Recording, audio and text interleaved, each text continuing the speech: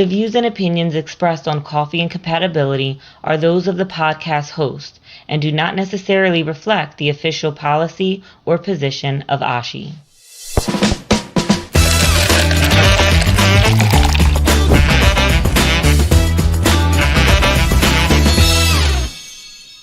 Hey everyone, welcome to another episode of Coffee and Compatibility. With me is Dr. Kelly Hitchman and Mr. Jeremy Sherrill. How are you both doing? I'm good. Hey, couldn't be better. How is the weather? Why does everyone pause when I said? Okay. So as of the time we record this, we just had catastrophic flooding in the hill country of Texas. So I'll do this again. For us, not so great. Very serious. Not so great.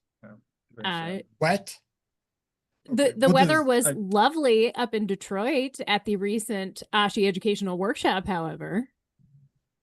Thank you for having us, Jeremy. Yeah, you are so welcome. That was me personally hosting that EW. Awesome though. No, the meeting was great. It was great to have everybody there. It was great to meet new people. We had great speakers. It was really a great time all around. And the weather was very nice it was in Detroit. Very nice. So we had a nice walk from the hotel to the networking event. The networking event was great. So what was your favorite part? My favorite part of the conference? I always love the networking events. So I feel like a kid saying recess is his favorite class. That is what my son would say. But the networking event might have been my favorite. We had over 100, I think almost 100, something like that, professionals at the meeting.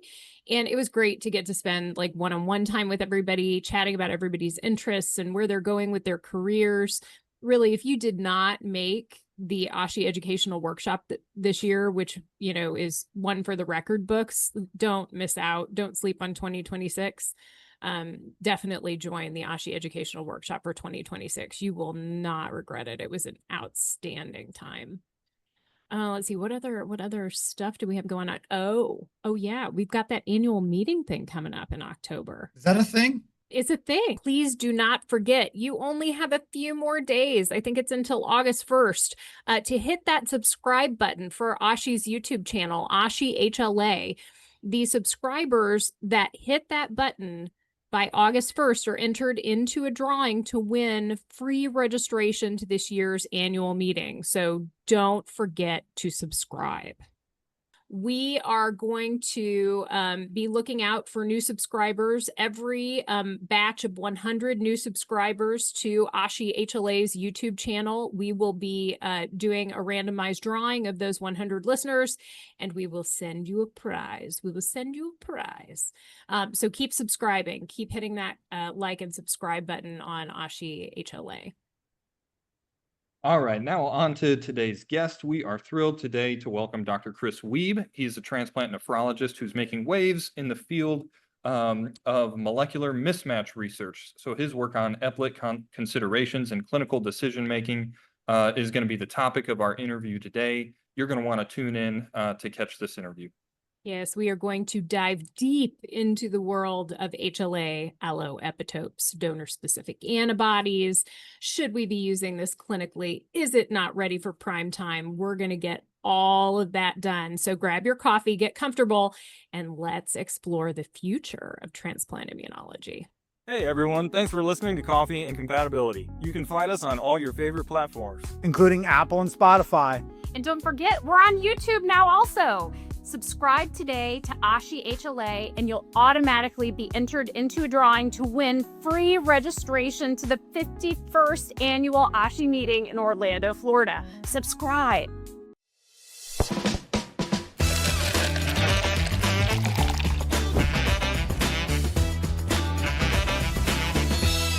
Today's guest on Coffee and Compatibility is Dr. Chris Wiebe, a transplant nephrologist known for his groundbreaking work in immunogenetics and renal transplantation.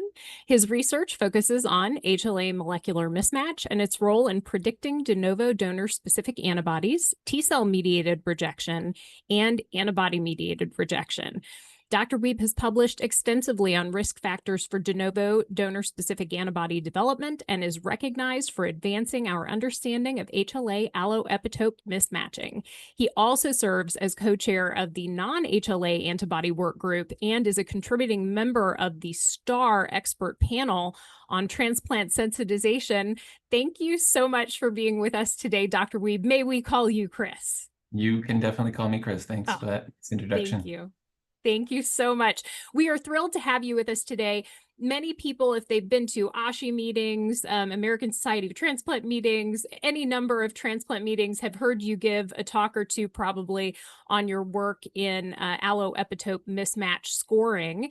So I'd like to start by asking you, how did that come to you as an area of clinical application and research? How did this concept come your way and you thought, this is what I'd like to look into? Yeah, it's a good question. I can't take any credit for that. I actually, when I was finished my nephrology fellowship, after finishing that, I kind of came to Peter Nickerson, who was one of the heads of the program at the time. And I said to him, you know, I'm really interested in doing transplant. Can you give me some advice about a research project? And he gave me the idea to research de novo DSA development. You know, this was a few years after we had started prospectively testing everyone for de novo DSA, which in Manitoba we started doing in 2008. And this was about 2011. So we started down this long history of a project. I was doing my master's in immunology at the time. And that project basically showed us that the independent kind of multivariate predictors of de novo DSA were age, non-adherent behavior, and HLA mismatch, and that most of the antibodies were against class 2 antigens. So, you know, after that got published and fairly got a lot of press, Peter had seen René Duquesnoy present some of his work at a meeting and said, you know, you should look into this and you should try to do it on our cohort. And so that's how we first got interested. So the original guise was simply HLA antigenic mismatch and then grew into more specific structural characteristics, which is part of Dr. Duquesnoy's Matchmaker program. And so has it always been HLA Matchmaker that you've applied? Have you ever applied other approaches like amino acid mismatch, or, you know, some of the indirect T cell epitope scales? How do you find those methods? Yeah, it's a good question. It's actually you know, a quickly growing field. When we first started, it was right around the time that René had already switched from triplets to actually considering the three-dimensional structure of the amino acids in the eplet version of the software. And so that's the version we started using. And we have looked at other options over time. I don't feel like I'm, you know, invested in eplet mismatch since I'm not the inventor. I'm just one of the many users.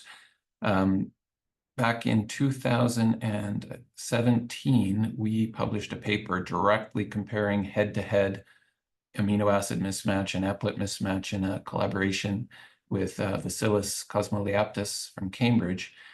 And in that paper, we showed that, you know, as you would expect, since both eplets and amino acids start with the amino acid mismatch, number one, you know, those two methodologies are highly, highly correlated. And number two, both of them work just fine as multivariate predictors of de novo DSA development. And in that paper, we also included the electrostatic mismatch as it existed at the time. And, you know, I don't know how much you like statistics, but in statistical multivariate models, you can always compare which one is better with something called the AIC score, or the Akiki information criterion. Basically, a lower score is better, meaning that it explains more of the variability in the model. And, you know, in that comparison, we did see that eplet slightly outperformed the either amino acid or electrostatic mismatch, but not so much that they couldn't all be used clinically. I've always said to people, you know, if you're really comfortable using one, use that one. They all work, and they're all basically based on amino acid mismatch. To this point, we've stayed away from the perch, just to finish answering your question, just because it hasn't doesn't have the capabilities to date of analyzing all the same both DQ alpha and DR beta 345 that we've incorporated into all of our work.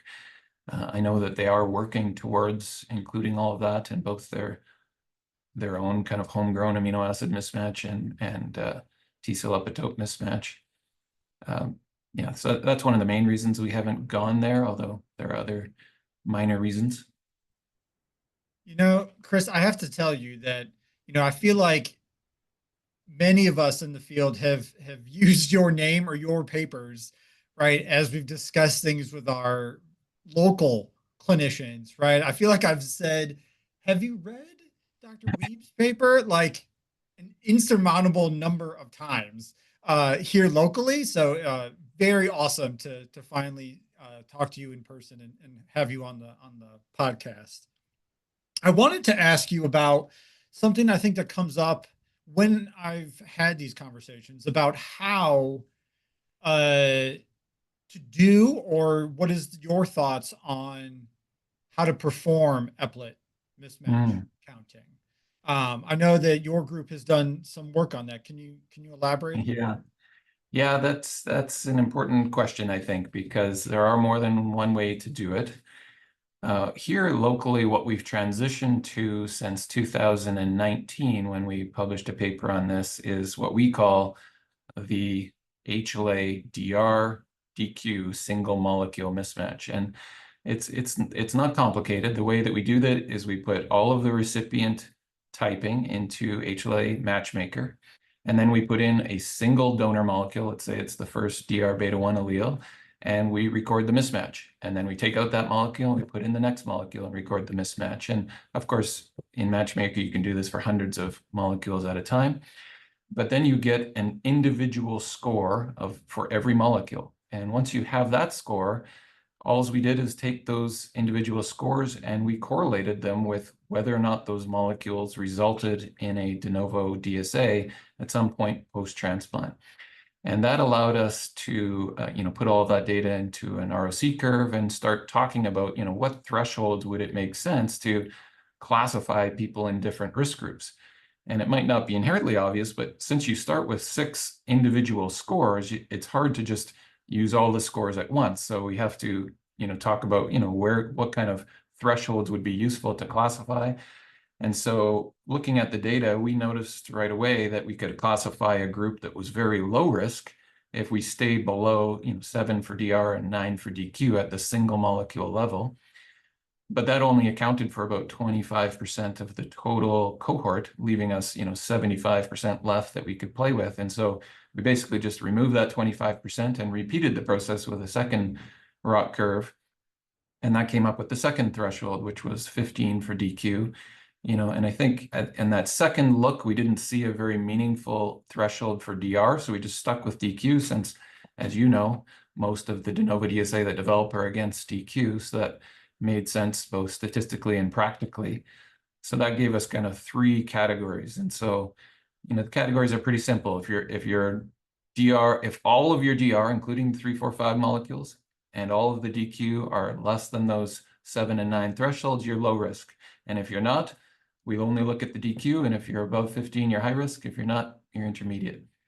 So I think, to be honest, in retrospect, I probably didn't spend enough time explaining that in the methods, because I've been asked that question many times, and I've even created my own little kind of easily email version PDF form that I can send people to say, here's a bit more detail on how we did that, just so that people can reproduce it exactly how we did it.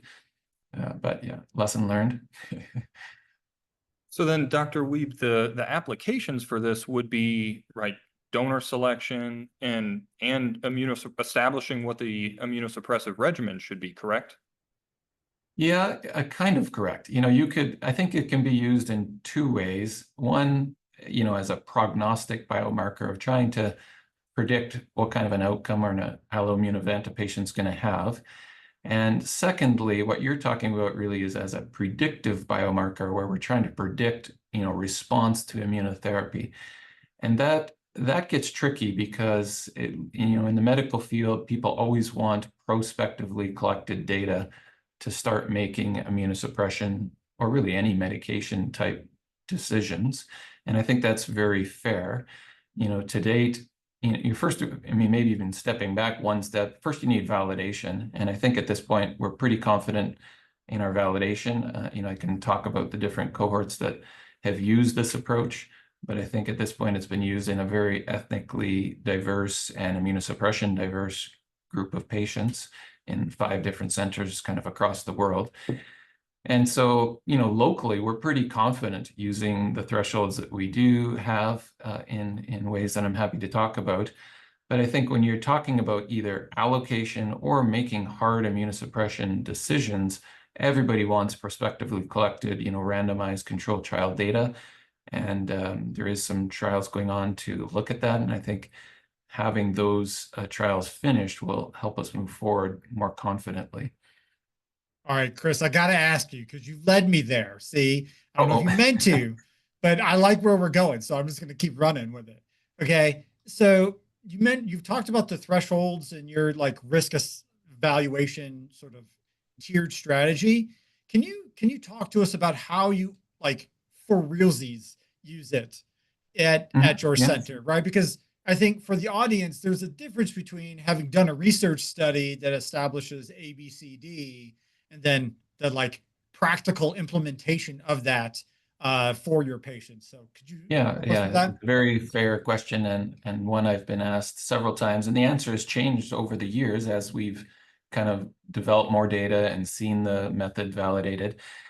And I think the simplest answer to the question is we use it the same way that everyone else uses HLA antigen mismatch.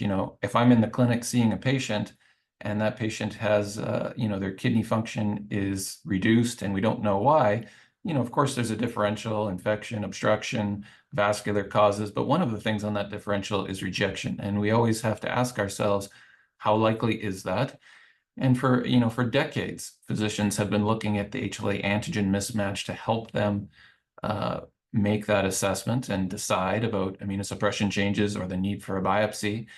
And we use the eplet mismatch in the same way. If you came to our clinic, you would see that literally for every patient transplanted since 1999, right up in the right-hand corner, we have things like date of transplant, diagnosis of their original kidney disease, HLA antigen mismatch, and right underneath that is the HLA class 2 eplet mismatch. And so literally it's at a glance notice for every patient. And it's not like those are the antigen and the eplet mismatch, they're not two different things. It's just, they're the same thing. One's just measured in a more precise way than the other. And it's so, to us, we use it in a complementary way. So that's the simple question. And we've been probably doing that for several years since we've kind of been researching this. To give you more specific examples, back in 2023, we published a paper where we really tried to take it to the next level and let's say, okay, let's really implement this in our monitoring strategy. And it's a bit of a long answer, so forgive me if I go too long, but as you will know, back in 2013, there was a publication that came out, kind of a comprehensive guide to how we should all be monitoring for antibodies post-transplant. Tate was the first author, and Peter Nickerson was one of the people on that consensus committee. And what they said at the time is that, outside of a first year, we can't really come up with a consensus statement because they couldn't even form consensus on the committee, but they kind of recommended monitoring when patients are non-adherent or they're being minimized or there's functional decline. But of course, those types of things are actually kind of difficult to make happen in real life, where you have to know if a patient's taking their drugs and at what level they're taking. And so practically speaking, many labs, including ours, started monitoring our patients prospectively and monitoring basically the whole cohort that had any HLA antigen mismatch. And we've been doing that here for 17 years now, prospectively monitoring. And looking back at the data in retrospect, we could see that there was a huge portion of patients just testing negative over and over again. And so it made sense to try to identify a more efficient way of doing that.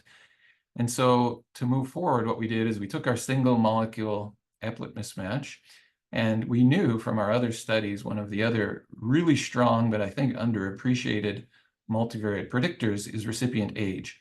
And although, because when you read a multivariate model and you see something like, recipient age hazard ratio 0.97, doesn't look very important, but you have to remember that that's per year. And in transplant, we got a 60-year span. And so it's really important to recognize that there's about an 8-fold difference in just looking at recipient age and the risk of making the antibody between a 20-year-old and a 70-year-old. And so we decided we needed to have both of those pieces of information in the strategy. And so that's what we did. We just incorporated age into the molecular mismatch, came up with a kind of combined risk score. We called it RAM, which literally just stands for recipient age molecular mismatch. And using that approach, we could create a much larger group of low-risk patients. So our low-risk cohort went from 24% using HLA mismatch alone to about 52% of the cohort when we incorporated what we knew already about their ages. And we decided, okay, we're going to stop monitoring that group. We can see that at 10 years, the amount of people we're picking up who are both on tacrolimus, kind of the standard of care today, and we're picking them by surveillance alone, meaning they didn't have any dysfunction. They just were picked up randomly at their 1-year follow-up. It was only 2% at 10 years. So that is a lot of testing to find 2%. And we decided we're not going to do that in the future. We're going to test, our usual way in the first 12 months. And then after 12 months, those patients will only be tested on a for-cause basis. The intermediate risk group, we decided we're going to take a slightly different approach where we're going to start with not testing them after the first 12 months. However, we are going to alter that protocol in situations where the patients have been minimized on their immunosuppression or we've picked up non-adherent behavior. And I think perhaps maybe the first example of this in the literature, we've created a very robust kind of pipeline where the HLA lab and the clinic are really tightly linked so that we set it up so in our electronic medical record, once a month, the data about their immunosuppression status or non-adherent status will get downloaded and looked at by the HLA lab. So when they're, everybody who's coming up for their annual serum sample that month, the person who sends out the letters will literally look at that data and say, okay, if they're totally adherent and they're not minimized, that serum sample will be stored. On the other hand, if they're minimized or non-adherent, that sample will be tested. And that can change dynamically in time. And we've given kind of specific education to the nurses, the pharmacists, and the physicians on, what we're looking for to change that dynamically as time moves forward. And then, of course, lastly, the high-risk group, they're high risk. They're just going to continue to be annually monitored. So we're hoping that that's going to be a more efficient system. And it's kind of the most official way we've incorporated this. There's a couple other things I could say if you want to hear more about other ways we use this in clinic, but I know I've been talking for a while, so you tell me. It's very structured. And I mean, it's not super surprising because you have such a lengthy experience, with this tool and this approach. I'm interested to know, I'm asking you honestly to get your crystal ball out here a little bit. So it's definitely hypothetical. But do you feel like it would increase efficiency and in the end, it's going to be better for everybody if this type of tool or this type of purview or risk assessment is available to everybody within allocation systems? Should it just be there? You've got your donor typing in there, you've got your patient typing in there. Should this just be like an automated algorithm that maybe it doesn't choose for you, but it tells you automatically as part of allocation systems, what the risk score is? Yeah, well, I think the easy answer is yes. In fact, we've been doing that here locally for several years. I don't know how many years, but let's say 4 or 5 years. And what I mean by that is that when we allocate here, again, we probably do things a little bit more uniquely. In Canada, where I practice, each province has their own allocation system, and then we share organs for a few special reasons. But locally, we've been giving points, for example, for HLA-DR and DQ mismatch for probably 10 years, almost since our 2013 study where we showed that those were important, and that's what most of the antibodies were against. We're doing that, though, at the antigen level, not at the eplet level. However, what we give each physician at the time of the offer is what the eplet mismatch is.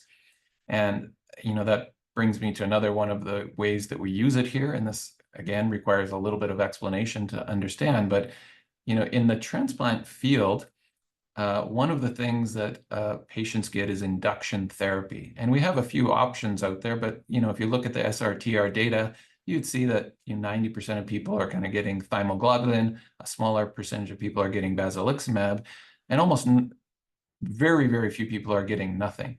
However, we also know, looking back, and I was just presenting somewhere last week where I was showing this data, that if we look back at our last 500 patients locally that got no induction therapy at all, their 10-year death sensor graft survival is over 80%.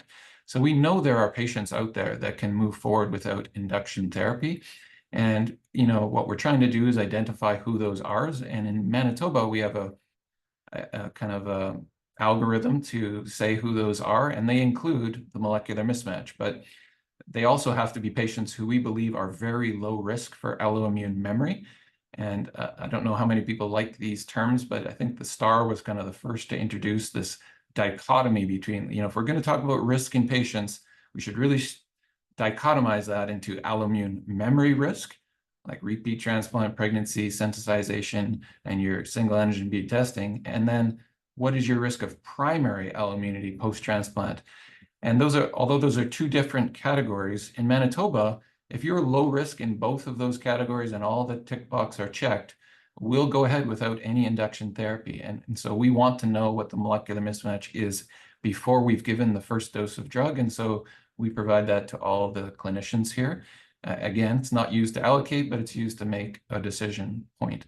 I'm curious about the application of this data in a deceased donor scenario. So do you think it would ever make sense to turn down a deceased donor offer based solely on eplet mismatch load? Yeah, it's an excellent question. And my answer is no, I don't think that makes sense in general. And that's, from just purely the literature standpoint, we've never seen a study that's proved that it makes sense to cherry pick better donors while making the patient wait longer on dialysis. And I think Dori Segev and his group has shown some good data for that when it comes to the KDPI. I think there's one exception, and this is where we're moving towards in Canada nationally, and that is the pediatric recipient. For pediatric patients, they have a distinct advantage because I'm not sure if it's the exact same in the US, but in Canada, both locally and nationally, pediatric patients get overriding priority for basically every donor. And so they know they're going to get lots of offers, so they can be picky, number one. And if you can be picky and you know you're going to get lots of offers, why not use all of the information available to you? And not only that, but of course, they also have the longest lifespan to consider staying unsensitized and making that kidney last as long as you can. And many of those patients end up needing second or third transplants. And so it just makes sense to try to do everything you can to prevent sensitization in those. So I think we're moving quite quickly towards that in Canada, but I think that's the low-hanging fruit. Chris, I'm going to end by touching on something that's a little bit like, just looking at crystal ball, guess what the future is going to be. So, as your work has evolved and your implementation of it has evolved, what's the version 92 of this, right? Like where does this, because I have no idea how many versions you're on now. What does the future look like to you in, 5 years or so? Where does this evolve towards not only like molecular mismatching, but like some of the higher order questions that we're trying to get at? I'm thinking like immunogenicity, for example. What does all of that look like to someone, from high up on your like expertise perch? Yeah. Well, you guys keep asking me good questions that require really long answers. So That's I'll give okay. I kind of have to answer that, the immunogenicity piece and the long-term piece in a little separate answers maybe. I think, first of all, to answer the immunogenicity piece, that's certainly a very hot topic. And, you know, we certainly hear those questions all the time. I say we, either Peter or myself, when we're presenting at conferences, often immunogenicity is brought up. And just to get on the record, I do believe that immunogenicity probably does make a difference, right? I think there's some good data out there to support that notion, and it just makes common sense that probably not, you know, every amino acid comparison is equal. On the other hand, there's also some pretty good data out there to say that it's not a driving factor. And the reason I say that is, you know, comes back to when we tried to validate the single molecular mismatch. You know, as I said, it's been now validated in 5 separate cohorts, including ours. And that includes, of course, Canadian data, a couple centers in the US, Netherlands, and Singapore. And so we've got, you know, people in there for everything from 0% Caucasians to 100% Caucasians, everything from 100% thymoglobulin to almost no thymoglobulin, everything from 100% tacrolimus to like 15% tacrolimus. And yet across all of those cohorts, with all of the heterogeneity involved, in the low risk group, the de novo DSA rate has been between 0 and 2% in every cohort. And so that tells you something. Number one, that's about 850 or so patients in total in that low risk group. But it tells you that if you're defined as low risk, you behave as low risk, independent of whatever eplets they happen to be mismatched against, or whatever amino acids they were mismatched against. And, you know, almost certainly there were patients in that group that were non-adherent or minimized or whatever else. So although I totally agree with anybody who says that immunogenicity, that there's something out there to be learned, I'm not sure it's going to be a massive step forward as we learn more about it. But I do think that as we move towards the future, it just makes sense that we could incorporate that information into the mismatch as we become confident about, you know, what that means. And by incorporated, I mean, you know, instead of counting each eplet mismatch as one, those could become adjusted scores. You know, maybe one eplet mismatch is a 1.3 and another one's a 0.8. You know, if we were pretty confident that we had validated data to support that, I'd be all for that. And I think that would be an important step forward.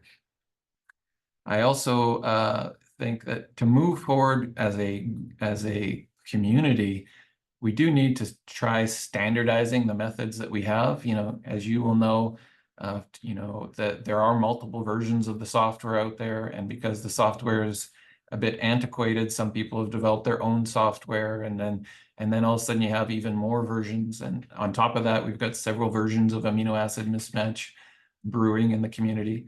And so, you know, just from practical standpoint, if you want to reproduce what somebody else has done with their biomarker, you have to do it the exact same way, or you're not going to be able to get the same result. And so to move forward, we do need to really focus on standardization and coming up with, you know, a methodology and a software we can all agree on to move forward. So I think that's going to be important. Dr. Wiebe, thank you so much for being with us today, for sharing your expertise, your candor, and apparently also your clairvoyance. We very much appreciate all of the work that you've done. It's fascinating, it's groundbreaking, and it's been great to have you as a guest on our podcast. Well, it's been a real privilege. I know you've interviewed some of the really amazing people in transplant, so thank you very much for the opportunity to be here. Thanks, Chris.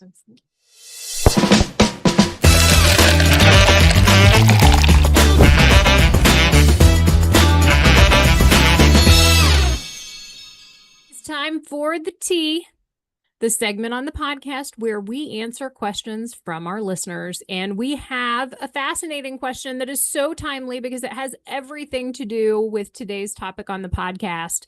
And this anonymous listener wants to know, should HLA molecular mismatch scoring become standard application across all transplant centers, or do we need more validation before widespread clinical use?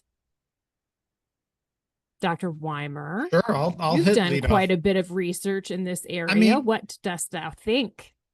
I mean, I think it's somewhat like we heard Chris mention in his interview, right? I think there's been a number of other centers to, we'll say, validate the thresholds that his group has established, right? And particularly looking at the low risk parts of that stratification, right? And so, I mean, I think there's been a lot of independent validation of the thresholds that have been put forward. I think getting it into standard reporting or routine practice is like another hurdle to cross, right? But I think should we be there? I think I would like to see us making strides to get there, right? So that it can be used as part of the like algorithm, if you will, to determine the risks for a patient at any stage, right? Like before they receive the organ, once they've received the organ, how do you test them,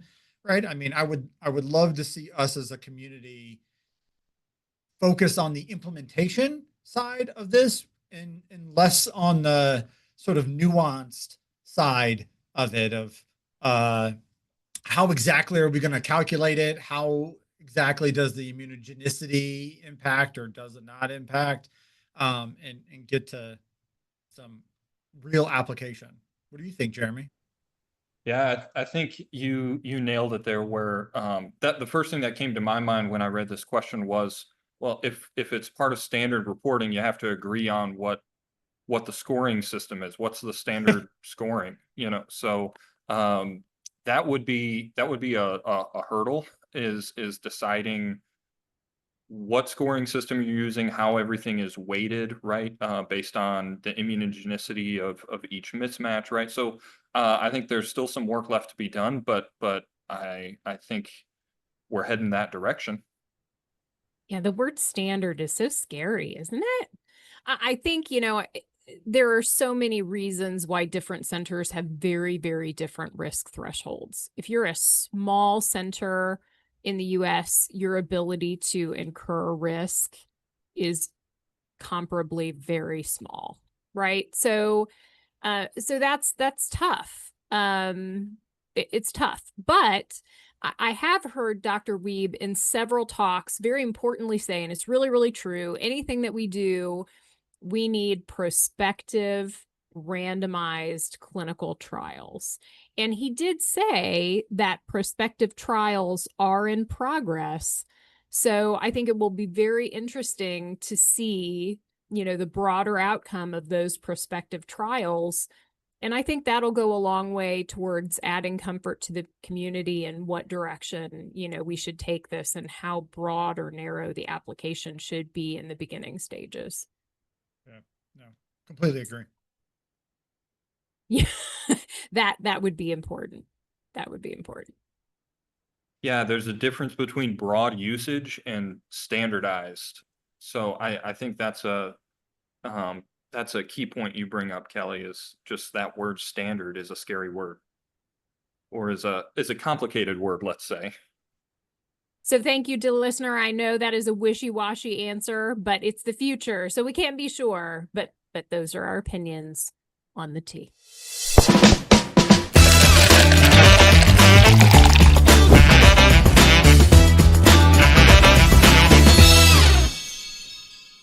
Hey there, Coffee and Compatibility listeners. Do you have a technologist that you'd like to spotlight? Nominate them by sharing their story with us.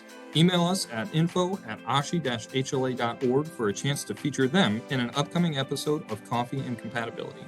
Don't go anywhere. We'll be back in just a few moments to recap our thoughts on today's episode. So that interview with Chris was a little bit like meeting your idol. For me, a lot of it. Don't laugh at me, Jeremy. It's 100% true. I feel like I have referenced his studies so many times in my own like day-to-day activities that it was just like awesome to hear his perspective on all things molecular mismatching. Jeremy wasn't here when we had Bob Montgomery on. Like I was just about That's a right. puddle on the floor. It was, you would have made fun of me then too. No, but this episode was great. I mean, I have heard Dr. Wiebe give many talks, and there is no one that I can think of that is more grounded in the data and the hands-on expertise, the statistics, the analysis, and just has like such professional candor. When he speaks, it is with expertise, and that is always appreciable. He's worked so hard on this, and it's so close to, you know, I mean, for lots of people, it's a reality, but it is close to, you know, something that is broadly applicable as an area of risk assessment that anybody could start doing at any time. We all have access to those tools for free. They are available outside of vendor software if you have your own, you know, custom software. Yeah, I mean, this is something that we could all do. I think we all just ask ourselves, should we be doing this? Jeremy, I thought it was really interesting when you asked, like, you know, should this be used in a decision to transplant, to not transplant? And that his answer was no, because I think when a lot of people, you know, hear about the work, that's their automatic assumption, is that this, we're trying to say like this should be used for transplant decisions. So I thought that was really fascinating to hear his opinion on that. Yeah, that answer was especially interesting to me. I just always tend to my mind gravitates toward deceased donor transplants, and his answer was really interesting. That, you know, it was no, but with a caveat for pediatric patients, which I hadn't thought of before. So really interesting conversation all around. I learned a lot. Most of all, though, my favorite part was definitely Eric using the phrase "for realsies" in the middle of the discussion, and I'm just imagining Eric putting that on one of his reports that they issue. You know, this is for realsies, a high risk transplant. Caution, for realsies. Dear listener, you have also used it, so stop laughing at us right now. It's true. It's true. Official But it was great. nomenclature. It was great. I mean, Eric, are you already using some type of, you know, structural mismatch algorithm in your risk assessments, either transplant or therapeutic? I would say informally, we have some opportunities too, but I think Chris's point about needing standardized approaches and software and tools is like right on the money answer to me. I think it's not a realistic answer to use HLA Matchmaker in routine practice, just given that it's what it is. But you know, I'm also quite impressed that they got all of this bidirectional information between the lab and the clinic in a like orchestrated and structured manner where they can make data-driven choices to who to treat, I mean, who to test and who not to test. I was like, #jealous. Yeah, well, and so like we always say during these episodes, like we could have gone on for so much longer. Yeah, There I are got so more many questions. The second I hear somebody saying that they're getting monthly clinical transmissions about the information, like who is compliant, like, whoa, like people are really telling you whether or not they're compliant. That must be a Canadian thing. Yeah, I was like, I'm just guessing over here. I don't know how you. Like, that's amazing. That's amazing. Look, like, although I will shameless plug shout out to the clinical team at the center that I work at. They are awesome. They let us know all the things. When they know, we know. But I think that's an important thing, right? Like the clinical HLA partnership is key. And when you hear people like Dr. Wiebe say that, you better believe it's key. So the more the merrier. We love hearing that. Exactly. I think it's for realsies then. Mm-hmm. For realsies. For realsies. All right, guys. Till next time. Bye.